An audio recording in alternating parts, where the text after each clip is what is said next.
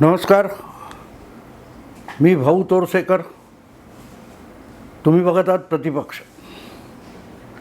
मित्रांनो, एकूण लोकसभा निवडणुकीचे निकाल आल्यानंतर महाराष्ट्रात जी राजकीय परिस्थिती निर्माण झालेली आहे त्याचा एक अंदाज मी व्यक्त केला होता. तो खरा ठरला असं मी म्हणणार नाही.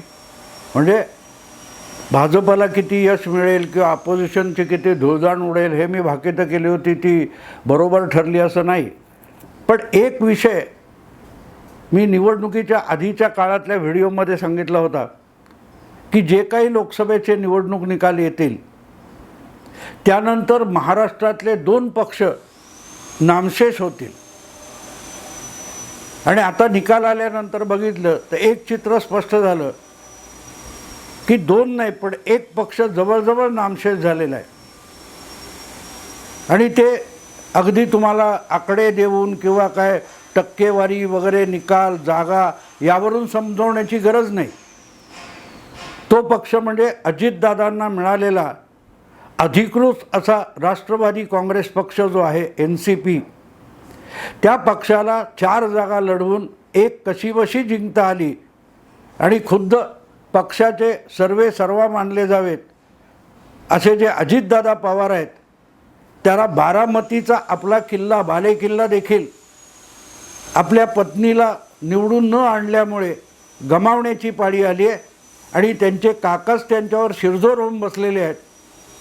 आणि सगळीकडून अजितदादांना टक्के टोणपे सहन करावे लागत आहेत. आणि म्हणूनच लोकसभा निवडणूक ही 2 आघाड्यांमध्ये म्हणजे एक महायुती आणि एक महाविकास आघाडी यांच्यात आमनेसामने लढवली गेल्यानंतर कमी अधिक प्रमाणात उरलेल्या 5 पक्षांना यश मिळालं असलं तरी अजितदादांसाठी धोक्याची घंटा वाजलेली आहे. खुद्द त्यांना आपल्या मतदारसंघात प्रभाव दाखवता आला नाही.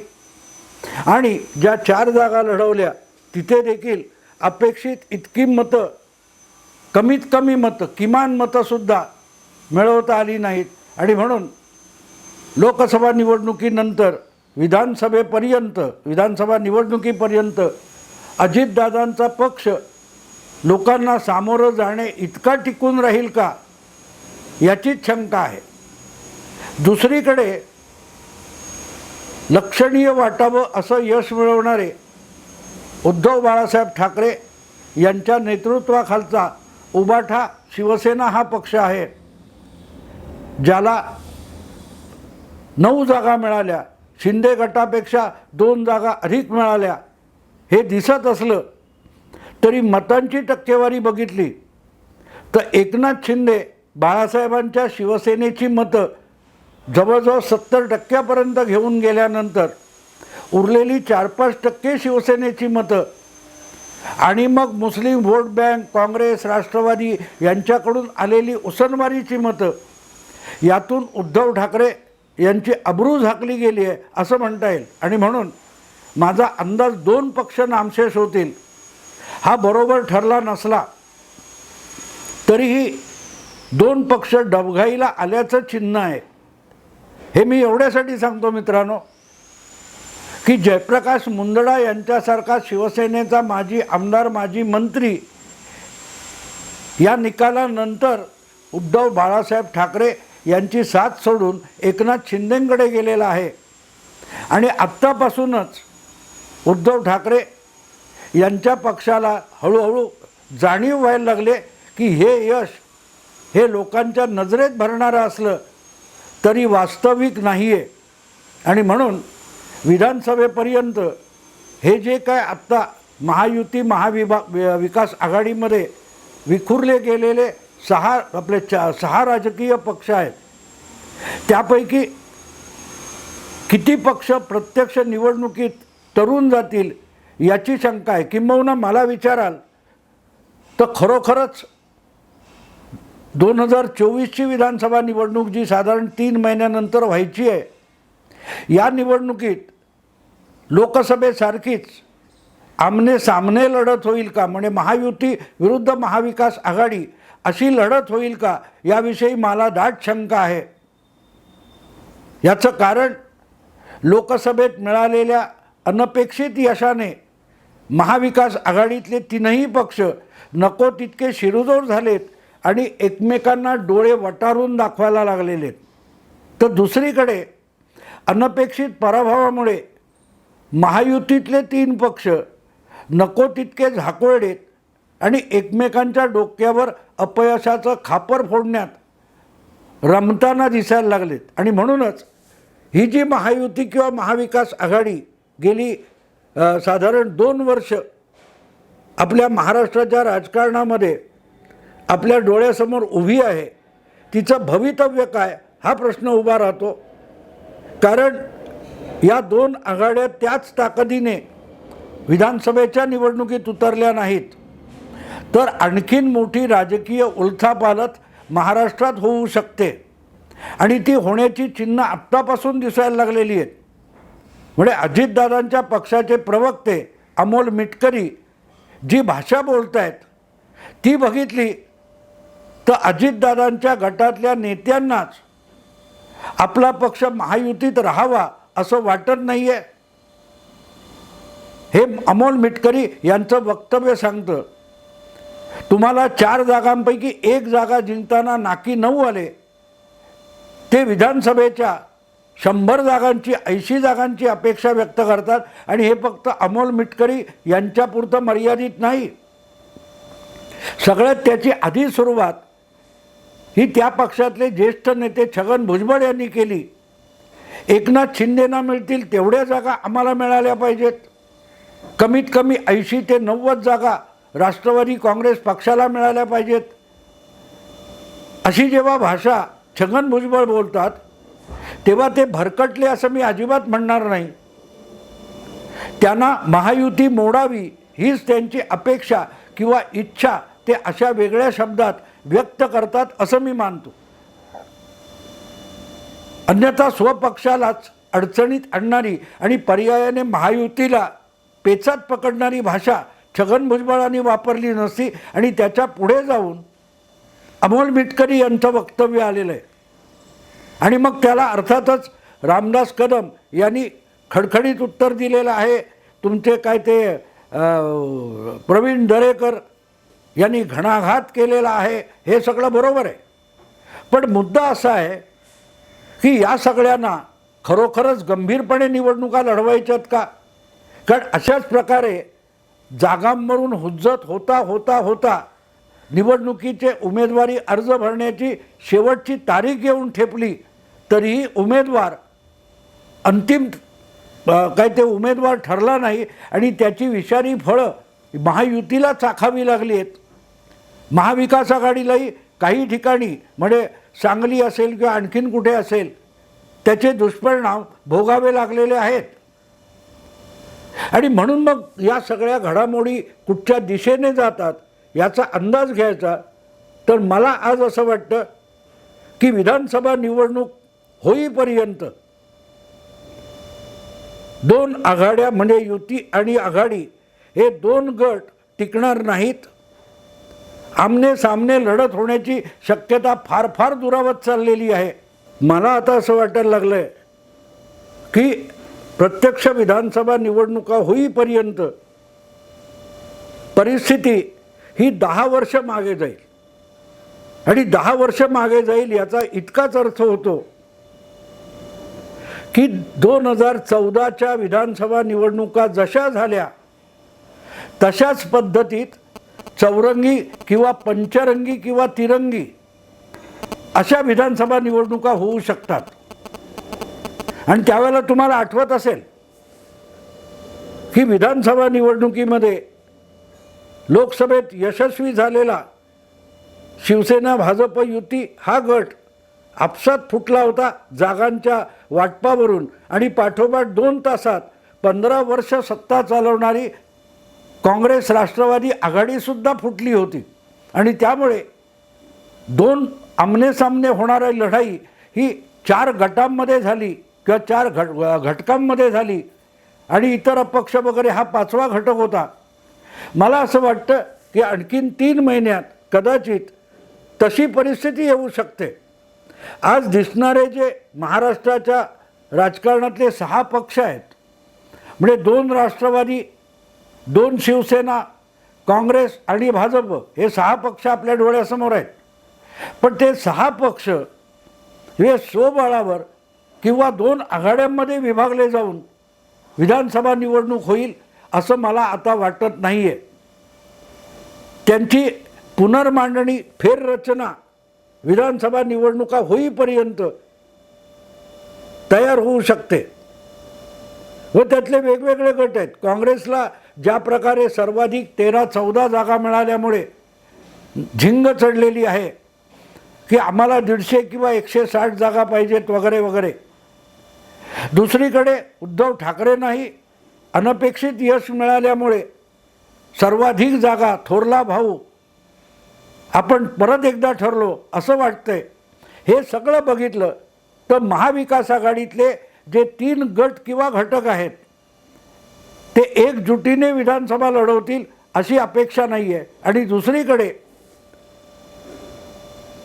सत्तेचा वाटा पुरेसा उचलल्यानंतर अजितदादांचा गट आणि शिंदे यांची शिवसेना यातल्या नेत्यांना सुद्धा आता लवकरात लवकर युती मोडण्याचे वेध लागलेले आहेत असंच वाटायला लागलं आहे. आणि त्यामुळे कदाचित फेररचना होऊ शकते. पण तिकडे काँग्रेसला खूपच मस्ती आली असेल तर ठीक आहे, काँग्रेसने 150 काय 288 जागा लढवाव्यात. उभाठा शिवसेना आणि पवारांची राष्ट्रवादी हे मिळून आपल्या 288 जागा लढवतील. म्हणजे महाविकास आघाडी जी आहे त्याचे 2 गट तयार होतील. एका बाजूला काँग्रेस आणि मग वंचित वगैरे लहान मोठे पक्ष, अधिक शिवसेना, उभाठा आणि शरद पवारांची राष्ट्रवादी अशी दुसरी एक आघाडी होईल. इकडे भाजप आणि शिवसेना यांची जागा वाटप आपसात घेऊन अजितदादांना पूर्णपणे बाजूला टाकणं असाही पर्याय होऊ शकतो. आणि त्यामुळे आपोआपच चौरंगी लढत होते. अजितदादांचा पक्ष आधीच संपलेला आहे. विधानसभेनंतर तो कितपत शिल्लक राहील हे त्या पक्षात आलेल्या 40 आमदारांच्या निवडून येण्याच्या व्यक्तिगत क्षमतेवर अवलंबून असेल. त्यामुळे निमूटपणे कमीत कमी पदरात पडतील त्या जागा घेऊन पक्षाचं अस्तित्व टिकवणं ह्या पलीकडे अजितदादांसमोर मला अन्य कुठला पर्याय दिसत नाही. आणि ते शक्य झालं नाही तर त्यांना स्वतंत्र लढावं लागेल. त्यामुळे महायुतीचेही 3 पक्ष आहेत ते एकत्र लढण्याची शक्यता दुरावत चाललेली आहे. पण तशीच गोष्ट महाविकास आघाडीत सुद्धा आहे. अर्थात पराभवामुळे थोडं खचल्यासारखा झालेला भाजप आणि एकनाथ शिंदे यांनी एकत्र, आणि त्याची रामदास कदम यांच्या बेताल वक्तव्यामध्ये एक पॉझिटिव्ह भाग आहे, सकारात्मक भाग आहे की अजितदादा उशिरा आले असते तर चाललं असतं, म्हणजे मंत्रिपदं त्यांच्या वाट्याला गेली, त्याचं वाटप आधीच झालं असतं तर भाजप आणि एकनाथ शिंदेंचा गट यांच्यामध्ये अधिक मंत्रिपदं आली असती आणि त्याचा लोकसभेला अधिक फायदा या 2 पक्षांना झाला असता. पण अजितदादा आल्यामुळे तोटा झाला असा जो त्यांनी सूर लावला आहे त्याचा अर्थ सरळ आहे की जागा वाटपामध्ये तिसरा घटक आम्हाला नको आहे. आणि जी भावना रामदास कदम बोलत आहेत ती बहुतांशी भाजपच्या प्रमुख कार्यकर्त्यांमध्ये, नेत्यांमध्ये सुद्धा दिसून येते. आता ही बाजू इकडची घेतली तर तिकडची बाजू लक्षात घेतली पाहिजे की गेल्या म्हणजे 2019च्या लोकसभा निवडणुकीत शरद पवारांच्या राष्ट्रवादीने कमीत कमी 4 जागा जिंकलेल्या होत्या, पण काँग्रेसला अवघी 1 जागा मिळाली होती. शिवसेनेच्या 16 होत्या त्या सोडून द्या, पक्ष तुटलेले आहे. पण मजेची गोष्ट अशी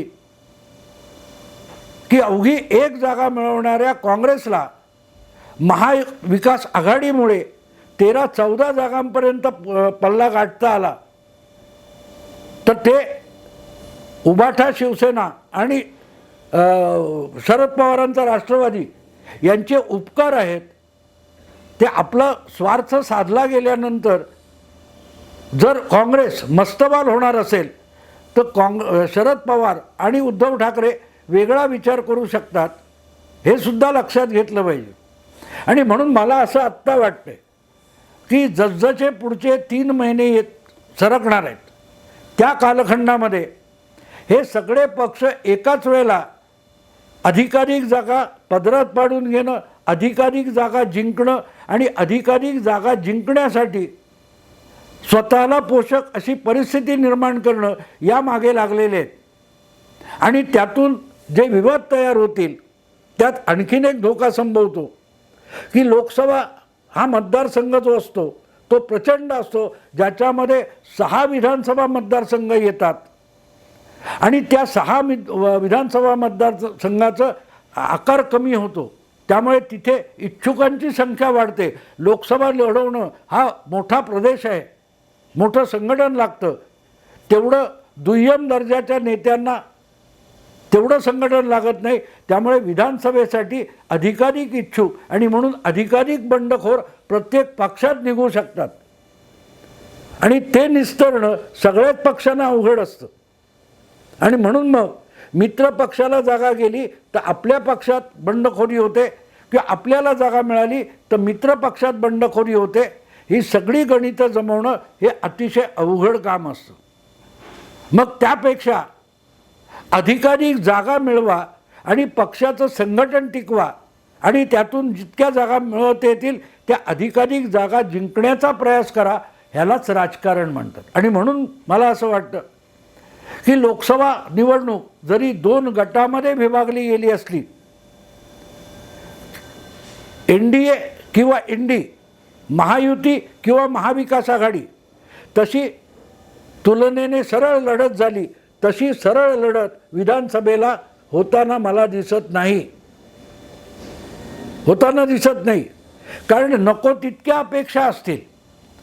आपल्याकडे उद्धवच्या नेतृत्वाखालचे फक्त 40 आमदार आलेत असं असताना रामदास आठवले जर 100 जागांपर्यंत नाही तर सगळ्या 288 आमच्या अशी भाषा बोलत असतील तर रामदास कदम यांना युती मोडायची इच्छा झालेली दिसते. आणि काही अंशी तोच प्रकार अजितदादांच्या अमोल मिटकरींकडून होताना दिसतोय. काही प्रमाणात तेच महाविकास आघाडीमध्ये आहे. आणि एवढ्या लोकांना समाधानी करणं किंवा समजूत घालणं हे नेतृत्वाच्याही आवाक्यात नसतं. मुद्दा असा असतो मित्रांनो की जेव्हा निवडणुका नसतात तेव्हा पक्ष सुखाने व चालत असतात, फार मोठी अवघड अडचण नसते. पण जेव्हा निवडणुका येतात तेव्हा गडबड सुरू होते. तुम्हाला ती पंचतंत्र किंवा कुठली हिसाब नीतीतली गोष्ट आठवत असेल की चोरी दरोडेखोरी करणारे लोक असतात, ती जीवाला जीव दिल्यासारखी दरोडा घालतात, चोरीमारी करतात. पण ज्यावेळेला त्या चोरीचा संपत्ती मिळते, माल मसाला मिळतो, तेव्हा त्याचं वाटप करायची वेळ येते तेव्हा ते एकमेकाच्या जीवावर उठतात. आणि निवडणूक ही गोष्ट तशीच असते. लोकशाहीमध्ये 2 निवडणुकांच्या मधला काळ पक्ष चालवणं सोपं असतं. पण ज्या वेळेला निवडणुका दार ठोठावायला लागतात तेव्हा मग त्या निवडणुकीतून आपल्या पदरात काय पडणार आहे असं वाटायला लागलेल्या माणसांची संघटना ही हळूहळू विस्कळीत व्हायला लागते. कारण प्रत्येकाला आपला स्वार्थ साधायचा असतो आणि आपला स्वार्थ साधला जाणार नसेल तर ती संघटना, तो पक्ष, ती संस्था भाडमध्ये गेली अशी एक भावना असते. आणि म्हणून मला असं वाटतं की ज्या प्रकारे लोकसभा निवडणुकीचे निकाल आलेत त्यानंतरच्या काळामध्ये जे जे काय घडताना आपण बघतोय ते विधानसभेसाठी सगळ्याच पक्षांना धोक्याचा इशारा देतोय की समजूतदारपणे वागा, अन्यथा तुम्ही तयार केलेल्या गेल्या 2 वर्षातल्या आघाड्या, युत्या या कायम टिकणं आणि यशस्वी होणं केवळ अशक्य आहे, केवळ अशक्य आहे. आणि म्हणून मग एक भाग असा वाटतो मला की जे 2014 मध्ये लोकसभेच्या निकालानंतर विधानसभेच्या जागा वाटपापर्यंत रामायण घडलं होतं, मग ते तेव्हाच्या काँग्रेस राष्ट्रवादी आघाडीत असो किंवा शिवसेना भाजप युतीत असो, जे घडलं होतं त्याची जशीच्या तशी पुनरावृत्ती 10 वर्षानंतर होताना दिसते आहे. कारण तेव्हा आठवत असेल की लोकसभा निवडणूक, मोदी लाट वगैरे सगळं झालं आणि मग आदित्य ठाकरे यांनी उठा कामाला लागा, मिशन 150 म्हणजे 150 जागा शिवसेना लढवणार याची घोषणाच करून टाकली. पोस्टर लागायला सुरुवात झाली आणि तिथून प्रचंड यश मिळवणाऱ्या शिवसेना भाजप युतीला तडा द्यायला सुरुवात झाली. 150 जागा तुम्हाला देता येणार नाहीत असा भाजपने दावा केला, कारण मोठ्या प्रमाणावर काँग्रेस राष्ट्रवादीतले आमदार हे भाजपात यायला सुरुवात झाली आणि त्यामुळे जिंकणारे स्थानिक पातळीवरचे काँग्रेस नेते गोळा करून भाजपने महाराष्ट्रात सर्वात मोठा पक्ष होण्याची मजल मारली आणि एकाकी लढताना उद्धव ठाकरे यांनी फार मोठी मजल मारली. स्वबळावर 63 जागा जिंकल्या होत्या. काहीशी तशीच अवस्था आता 10 वर्षानंतर मला होताना दिसते. फक्त फरक इतका आहे की त्यावेळेला जितका आत्मविश्वास मोदी लाटेमुळे भाजपत होता तितका आजच्या महाराष्ट्र भाजपमध्ये तो आत्मविश्वास नाही आहे. दुसरीकडे उद्धव ठाकरे यांना कसं बसं उसणं यश मिळालेलं असलं तरी उद्धव ठाकरे यांच्याकडे सुद्धा आज तसा उत्साही कार्यकर्त्यांचा फौज फाटा नाही आहे. बाकी शरद पवार हे नेहमीप्रमाणे गोलमाल भूमिका घेऊन आपला स्वार्थ साधून घेतात आणि काँग्रेसकडे 10 वर्षापूर्वी जितकं निदान मध्यम आकाराचं पण काहीतरी कुवत असलेलं नेतृत्व होतं ते आज नाही आहे.